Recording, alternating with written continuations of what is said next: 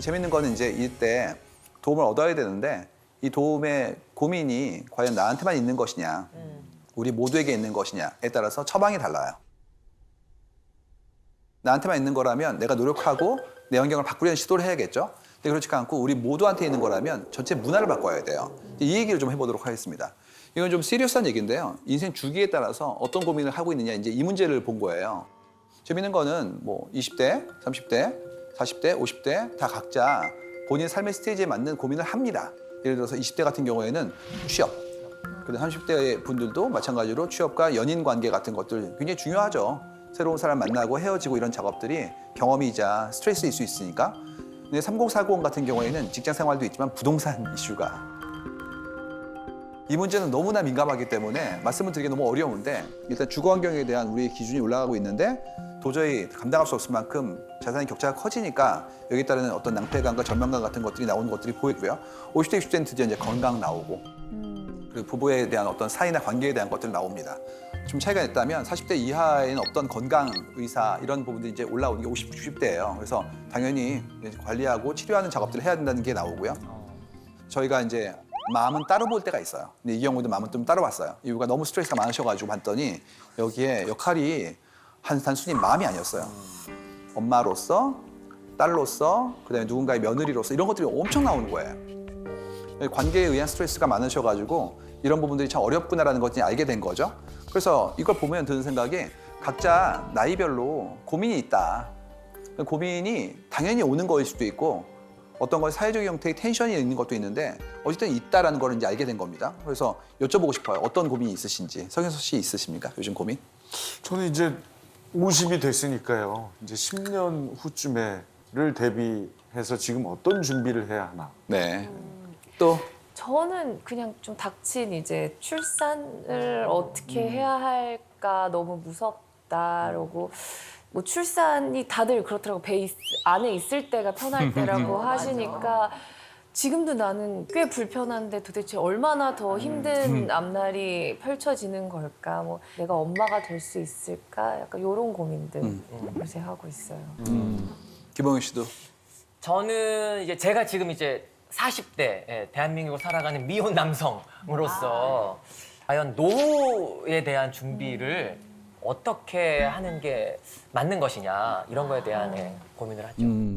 저희가 계속해서 이제 누군가의 일상을 바라보고 그 감정을 바라보는 일하면서 느낀 게 뭐였냐면 각자 다 다른 생각하는 것 같은데 상당히 일치하는구나라는 걸 볼 때가 있어요. 저희는 이제 패턴 보는 게 직업이니까 재밌는 게 모든 고민 글이요 출발할 때 제가 몇 살인데요 이거를 어떻게 할까 이렇게 시작해요. 그러네. 그래서 되게 놀랍습니다. 저는 이제 50이 됐으니까요. 제가 지금 이제 40대 대한민국을 살아가는 미혼 남성. 그래서 맞아. 응당 이때는 이걸 해야 돼 내지는 내가 좀 지난 다음에 이걸 준비해야 돼에 대한 부분들을 굉장히 많이 우리는 받아온 것 같아요.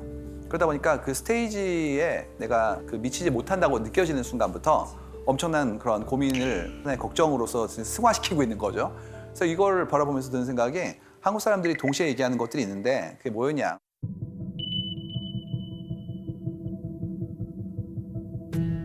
이게 바로 시간, 돈, 나이를 늘 얘기해요.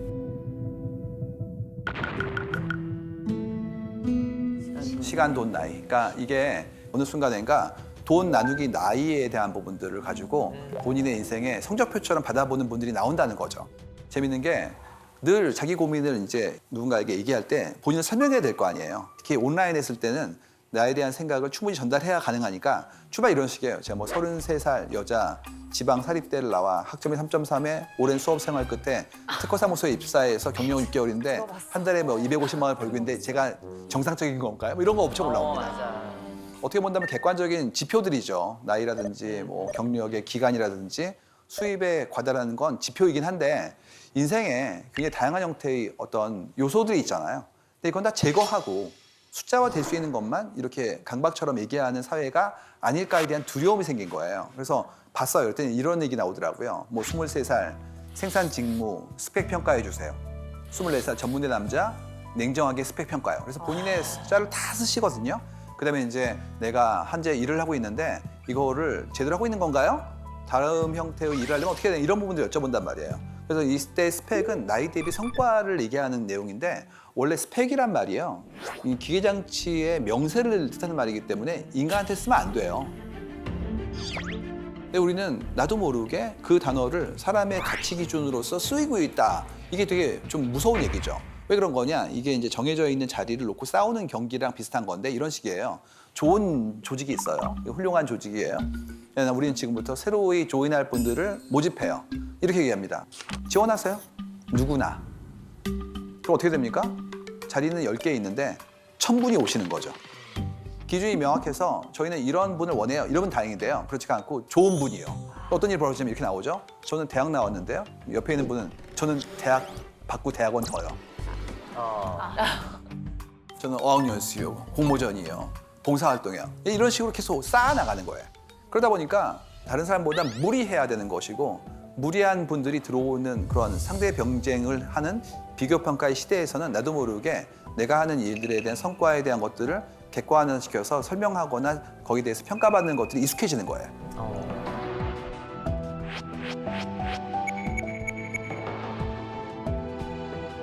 그래서 이런 얘기 나와요. 뭐 50대에 뭐 몇 억을 모았으면 정상인가요? 뭐 이런 거 나옵니다. 이게 어떻게 본다면은 사회 안전판의 부재라고 볼 수도 있어요. 내가 잘 살아오고, 그러니까 누군가 사회가 나를 놓치지 않고 돌봐준다면 이런 다급함이 없죠. 근데 알아서 해. 노년의 어려움은 네가 챙기는 거야. 그 순간부터 금전에 가치를 부여하는 거예요. 안전판이 되기 때문에. 그러다 보니까 그만큼을 모으지 못한 분들은 조급해지는 것이고 내가 그만큼의 금전을 모으기 위한 노력을 경주해야 되니 그때의 어떤 정해져 있는 스탯들을 제대로 밟고 있는지를 끊임없이 여쭤보는 구조들이 나오기 시작한다는 얘기들입니다. 근데 이게 한 사람의 문제가 아니에요. 우리가 가지고 있는 사회 얼개의 문제인 것이고 그래서 이런 부분들을 어떻게 좀 더 불안감 없이 살게 만들 것인가에 대한 것들을 같이 합의해 나가야 된다 이런 얘기들입니다. 그래서 이때 이제 기본적으로 나오는 것이 내 삶에 대해서 자각하는 거거든요. 난 이렇게 살아왔어. 근데 이게 어떤 기준에 못 미치게 되는 순간부터 나름의 어떤 스트레스를 받기 시작하고 그러면 이제 그때 준거가 될 수 있는 대상자와 기준을 어떻게 설정할 거냐에 따라서 내 기준의 행복감이 달라지는 거예요. 예를 들어서 내 친구가 어떤 굉장히 좋은 집을 샀어. 그러면 이제 그때부터 불안감이 커지는 거예요. 내가 어떤 사람이고 싶어 하는지에 대한 상을 만들지 않고 그 비교가 주관적인 비교가 아닌 객관적인 지표로서의 금전이라면 누구나 불행해지는 거예요. 이유는 내 친구 중에 제일 잘 나간 애랑 비교할 거거든요. 항상 그래요. 저희가 데이터에 엄청 많이 나옵니다. 근데 여기서 이제 어려운 건 뭐냐면 그런 수평 비교를 한 명만 다 한다는 게 문제입니다. 그러니까 철수는 집을 샀고요. 영희는 아이가 좋은 학교에 들어갔죠. 그 다음에 옆에 있는 영철이는 책을 써가지고 유명한 사람이 됐어요. 그러면 어느 순간인가 모두 다 부러운 거예요. 그러다 보면 그걸 전부 다 할 수 있는 사람은 존재하지 않는데 슈퍼셋으로서의 나의 자아를 형성해 놓고 그거에 모자란 부분만큼을 계속해서 자괴감에 들게 빠지는 악순환이 나오는 겁니다. 그렇기 때문에 이런 부분들의 어려움이 결국 어떻게 나오냐. 평균으로 알아요. 평균. 그러니까 이거를 인터넷 사용하는 언어로서는 평타라고 부릅니다.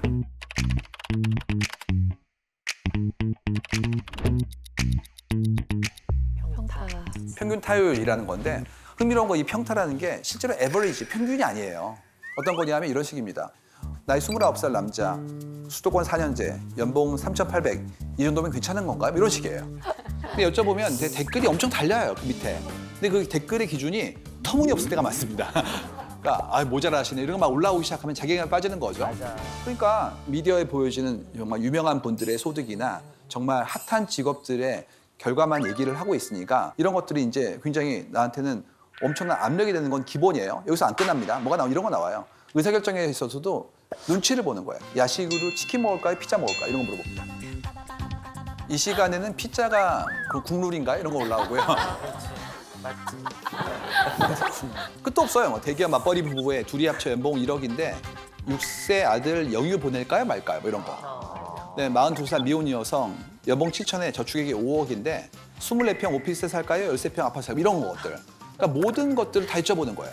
그래서 이걸 다 모아가지고 의사결정하는 게 때로는 의미 있어요. 왜 그러냐면 컬렉티브 인텔리전스라고 해서 사람들의 지혜를 모으면 훌륭한 게 나오니까 집단성 발휘하는 거죠. 그러니까 일종의 원기옥처럼 우주의 길을 다 모으는 이런 거예요.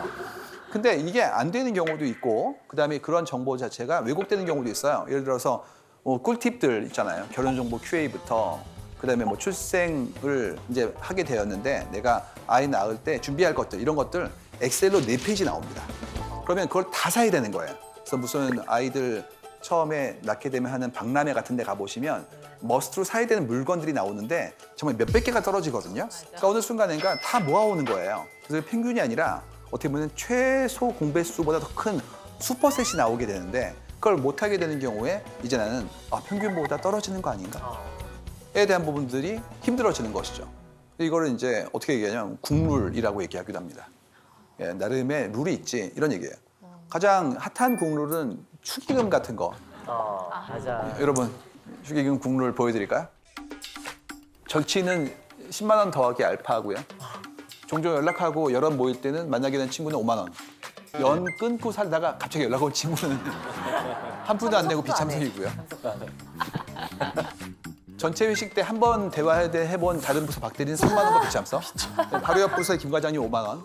직장 내 베푸는 10만 원이라고 얘기하는데 나름의 이유가 있죠. 근데 이제 이걸 따라하면 나도 모르게 안온감이 들죠. 이유가 내가 사회적 규칙을 더 이상 도외시하지 않고 따르고 있구나라는 안도감이 들고요. 그렇지가 않고 뭐 내가 이런 규칙을 넘어서 좀 더 한다면 괜히 기쁠 수도 있고 뭐 나름의 안전판일 수 있을 것 같아요. 이런 거 말고 또 어떤 국룰이 또 있을까요? 예. 보통 엄마들은 학교 아이 처음 보낼 때 예체능은 뭐 시켜, 나도 그럼 기본으로 이건 시켜야 되는 건가? 근데 저는 그래도 난 주변 애들이랑 똑같이 공부 안 시키는 엄마가 될 거야라고 하다가 결국은 다 따라가는. 그러지 않으면 대학 가는 게 너무 힘들어지는. 이사하면 그날은 무조건 짜장면 먹는다. 맞아. 그렇죠. 축구 볼 때는 치킨이 국룰? 치킨에 무조건 뭐 맥주. 이렇게. 그렇죠. 그렇죠. 저는 이제 오늘 일반 분들 많이 오셨으니까 저 방송계 국룰 하나 알려드릴게요. 네. 저희 이렇게 녹화를 하잖아요. 생방송을 하거나 그러면 연예인들이 이렇게 각 장르별로 모일 거 아니에요. 그럴 때 선배가 계시면 시작 전에 대기실에 가서 인사합니다. 이거 제 국룰이죠. 그래서 제가 아까 상중이 형 먼저 가서 인사드리고 그랬더니 들어오니까 수연이 아영이 호영 씨까지 제 방으로 또 이게 참 계속 지켜줘야 할 국룰 중에 하나다. 그런 국룰이 있어서 저는 이제 제가 가려고 했거든요. 근데 우리 김상수 선배님이 먼저 제 방에 오셨어요. 그럼 난 너무 민망한 거야. 너무 죄송해, 그쵸? 저 형이 국룰을 어기는 유일한 선배예요. 제가 가서 웃기고 싶어가지고 먼저 들리는 거예요. 당연한 일인데 역시 우리의 관점 때문에 늘 나이 많은 사람은 나이 적은 사람이 먼저 와서 인사를 해야 된다라는 거에 대한 것을 이제 탈피해야죠. 네. 그렇죠? 근데 불편했어. 먼저 내가 가니까. 사실은 엄청 불편해요, 형. 근데 사실은 그게 이미지를 한번 깨게 되는 그런 것도 있었어요. 네, 굉장히 되게 뭔가 좀 이렇게 권위적이지 않다. 굉장히 나이스하다 이런 생각을 하게 됐죠. 너무 나이스하세요. 키워드 하나 추가되겠다. 나이스. 흥미롭죠. 근데 국룰이 왜 우리는 자꾸 정하고 있느냐? 이게 편하기 때문이에요. 생각하고 싶지 않은 겁니다.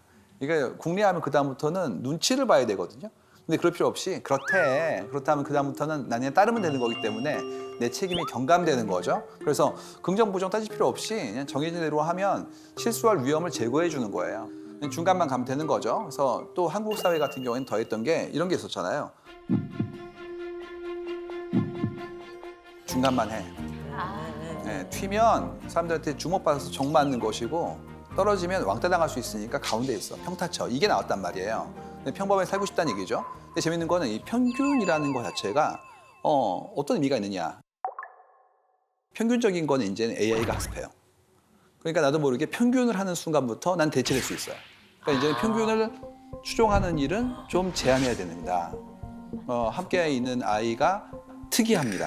얘는 축복받으신 거예요. 얘는 대체되지 않거든요. 그렇지가 않고 남들이 하는 대로 하는 것들은 가운데 있는 룰을 기반으로 디자인할 수 있기 때문에 그런 일들은 이제는 사라집니다. 그렇기 때문에 독특함, 유일함 이런 부분들, 고유성에 대한 부분들은 굉장히 중요해지고 있다. 그다음에 또 시간은 뭐였냐 하면 시간의 자율성의 문제예요.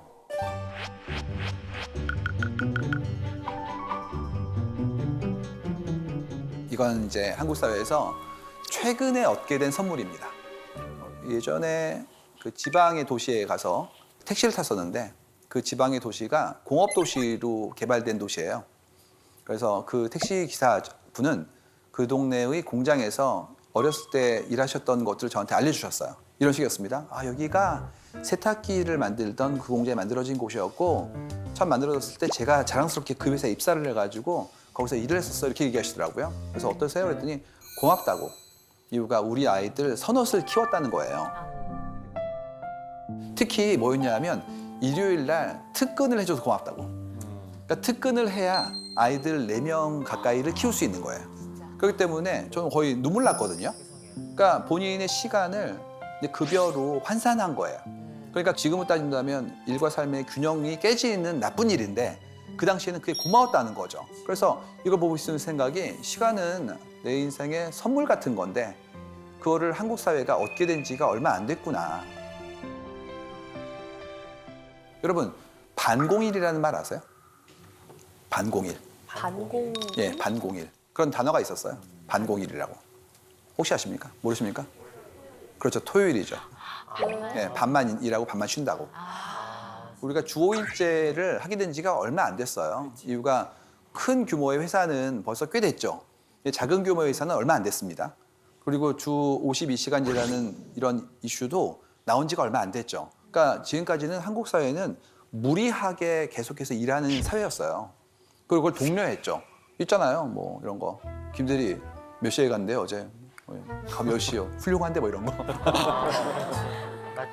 뭐가 훌륭합니까 그게? 근데 그때는 그랬었거든요. 그러다 보니까 시간 자원에 대해서 내가 얻을 수 없었던 거예요. 그러니까 어떻게 됐냐면 월요병 오죠. 월요병이 뭐냐면 월요일부터 토요일까지 한 덩어리인 거예요. 이유가 업무 시간 이후에 계획이 안 돼요.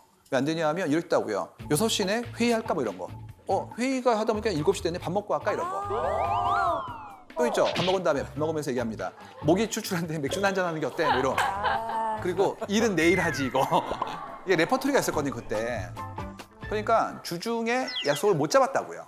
이유는 항상 어떤 형태의 모임이 있을지 모르기 때문에 5분 대기조 같았단 말이에요. 근데 지금 어떻게 되죠? 딱 6시 가보면 아무도 없죠. 옛날에는 6시에 나가면서 먼저 일찍 가겠습니다. 뭘 일찍 가요? 근무 다 했는데. 근데 지금은 그냥 가는 걸로 됐죠. 얼마 안 됐어요 이게. 그럼 어떤 일이 생기냐 하면 주중에도 업무 시간 이후에 나의 시간이 있죠. 그러면 뭐 내가 운동을 하거나 공부를 하거나 시간을 보내거나 가족들과 이게 가능해졌기 때문에